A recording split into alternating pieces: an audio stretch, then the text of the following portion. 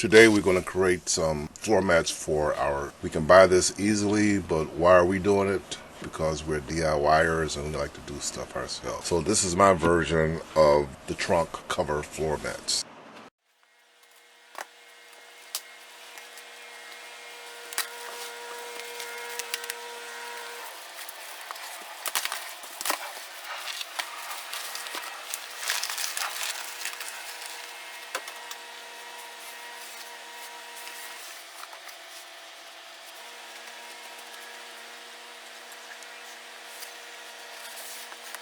The only tools I used for this was a box cutter, utility knife, a yardstick, measuring tape, and a black marker.